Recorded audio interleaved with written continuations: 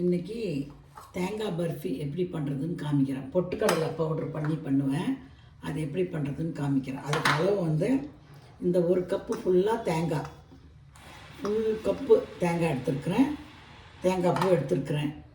அதில் 3/4 கப்பு சர்க்கரை எடுத்துருக்குறேன்.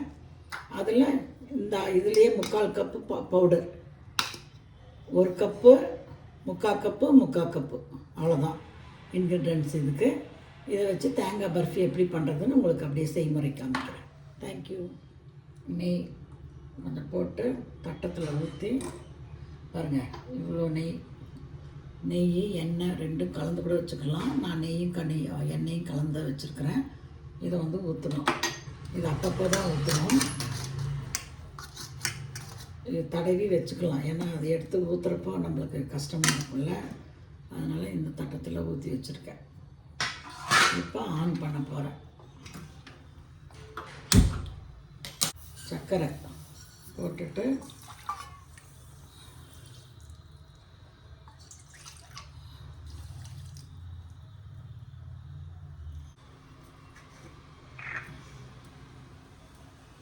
ஏலக்காய்,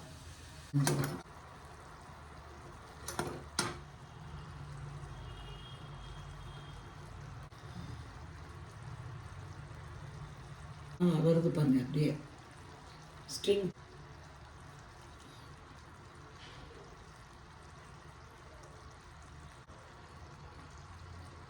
வந்துருச்சு. இப்போ கொட்டிடலாம் தேங்காய்.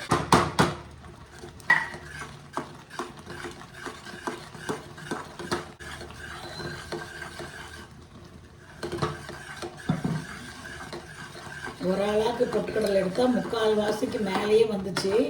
அதனால் பொட்டுக்கடலை பவுடர் எனக்கு அளவு தெரியல. அதனால் நான் வந்து கப்பு ஃபுல்லாக வந்துச்சு. இந்த கப்பு ஃபுல்லாக பவுடர் வந்துச்சு. அதனால் கொஞ்சம் நிறுத்தி வச்சேன். ஏன்னா இப்படி சுருண்டு வரணும்.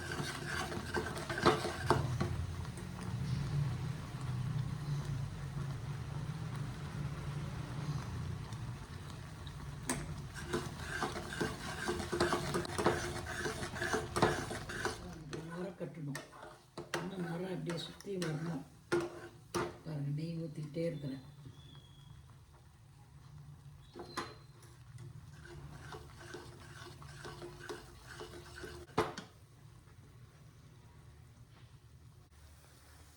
நுரை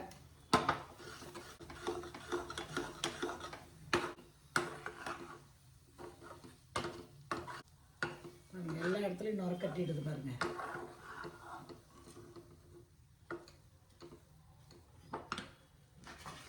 இப்போ இதில் கொட்டிடலாம்.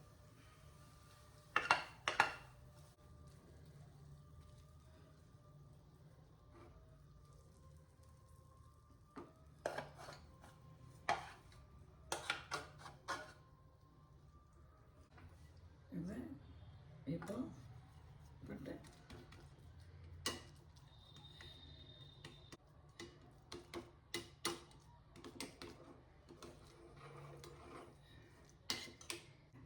அப்படியே சரிசமமாக பண்ணி விட்டுருணும்.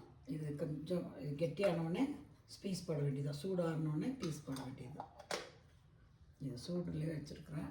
இங்கே வைக்கிறேன். பர்ஃபி ரெடி. கட் பண்ணிவிட்டு உங்களுக்கு கெட்டிப்படுத்து கொஞ்சம். அதுக்கு முன்னால் கட் பண்ணிடலாம்.